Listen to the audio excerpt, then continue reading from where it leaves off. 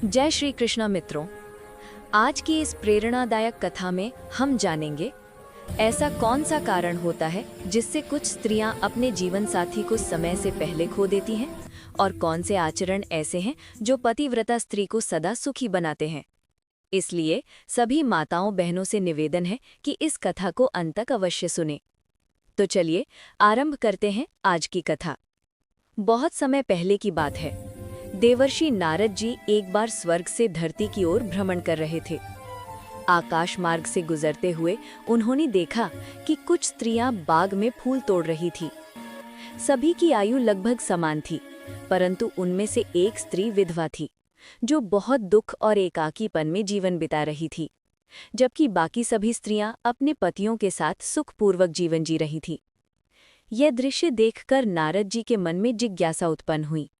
वह तत्काल धर्मराज यम के लोक में पहुंचे और उन्हें नमस्कार कर बोले, हे धर्मराज, मैं आज एक प्रश्न लेकर आपके पास आया हूँ। धर्मराज ने मुस्कुराते हुए कहा, देवर्षि कृपया पूछिए, आपके प्रश्नों का यथासंभव समाधान दूंगा।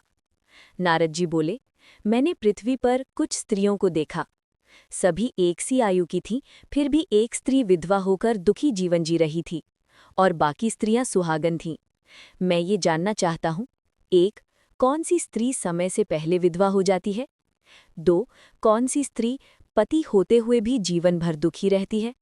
और वो कौन सी वस्तु है जो एक पत्नी अपने पति को नहीं देनी चाहिए? धर्मराज ने कहा, हे देवर्षि, आपके ये तीनों प्रश्न अत्यंत गूढ़ हैं, परंतु इनके उत्तर मैं एक कथा के माध्यम से दूंगा। इसे ध्यानपूर्वक सुनिए, क्योंकि अधूरी कथा सुनने वाला अधूरा ज्ञान ही प्राप्त करता है। नारद जी बोले, मैं वचन देता हूँ कि कथा पूर्ण सुनूंगा और इसे सभी स्त्रियों तक पहुँचाऊंगा। धर्मराज बोले, कौशल देश में एक राजा राज्य करता था। उसके राज्य में एक नौकर और उसकी पत्नी रहते थे। वह पत्नी बड़ी ही पतिव्रता, संस्कारी और सच्चरित्रा थी। पति को अपनी पत्नी पर पूर्ण विश्वास था और नगर में सबको उसकी निष्ठा के किस्से सुनाता था।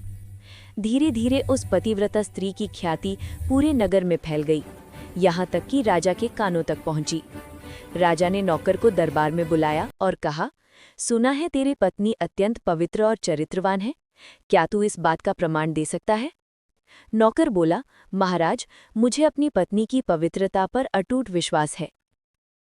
राजा के एक मंत्री ने यह सुनकर व्यंग्य किया, महाराज, कोई भी स्त्री किसी अन्य पुरुष को कभी न देखे, यह असंभव है।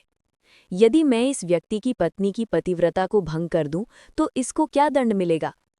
नौकर ने दृढ़ स्वर में कहा, यदि आप मेरी पत्नी का पतिव्रत नष्ट कर दे तो मुझे फांसी दे दीजिए, परंतु यदि आप असफल रहे तो आपको भी समान दंड मिलना चाहिए। राजा ने यह शर्त स्वीकार कर ली। मंत्री एक तांत्रिक स्त्री के पास पहुंचा और उसे धन देने का लालच देकर कहा, मुझे उस नौकर की पत्नी से 2 वस्तुएं चाहिए, एक पटका और एक कतार जो उसके सुहाग की निशानी है। यदि तुम ये ला दो तो मैं तुम्हें सोना दूंगा। लालच में आकर तांत्रिक स्त्री ने योजना बनाई। वह वेश बदलकर नौकर के घर पहुंची और स्वयं को उसकी बुआ बताकर घर में रहने लगी। पतिव्रता स्त्री ने अतिथि समझकर उसका आदर किया। धीरे धीरे तांत्रिक ने उसका विश्वास जीत लिया। एक दिन जब वह स्त्री स्नान कर रही थी तो तांत्रिक भी उसके पास गई और बहाने से उसके शरीर का तिल देख लिया और मौका पाकर उसके सुहाग की दोनों निशानियां, पटका और कतार चुरा ली। वह वस्तुएं लेकर वह सीधे मंत्री के पास पहुंची और कहा, काम पूरा हो गया। मंत्री ने वह दोनों वस्तुएं लेकर दरबार में आकर कहा, महाराज, मैंने 2 दिन उस स्त्री के साथ रहकर ये निशानियां ली हैं। उसकी जांघ पर तिल है, यह उसका प्रमाण है। राजा ने नौकर को बुलाकर वस्तुएं दिखाईं। नौकर दुखी होकर बोला, यदि यह सच है तो मेरी पत्नी दोषी है, मुझे दंड मिलना चाहिए। राजा ने नौकर को 15 दिन बाद फांसी देने का आदेश दिया। नौकर की पत्नी को यह समाचार मिला तो वो अपने पति की निर्दोषिता सिद्ध करने के लिए एक नर्तकी का वेश धारण कर दरबार पहुंची। उसके नर्तन से राजा प्रसन्न हुए और बोले, मांगो जो चाहो वरदान। स्त्री ने कहा, महाराज, मेरी सोने की अंगूठी एक चोर ने चुराई है, मैं चाहती हूँ कि उसे दंड मिले। राजा ने पूछा, बताओ वह कौन है? स्त्री ने कहा, महाराज, वही मंत्री। मंत्री बोला, मैंने इस स्त्री को कभी देखा तक नहीं। स्त्री ने तुरंत अपना वेश बदलकर कहा, महाराज, यदि मंत्री ने मुझे कभी नहीं देखा तो यह पटका और कतार उसके पास कैसे आए? मैं वही नौकर की पत्नी हूँ जिसकी फांसी का आदेश आपने दिया है। राजा ने सत्यता जानने के लिए जादू टोना करने वाली स्त्री को बुलाया और भयवश उसने सब स्वीकार कर लिया। राजा ने मंत्री को मृत्यु दंड दिया और नौकर को निर्दोष घोषित किया। धर्मराज बोले, हे देवर्षि, यही वह पतिव्रता स्त्री थी जिसकी बात तुमने की थी। अब सुनो तुम्हारे प्रश्नों के उत्तर।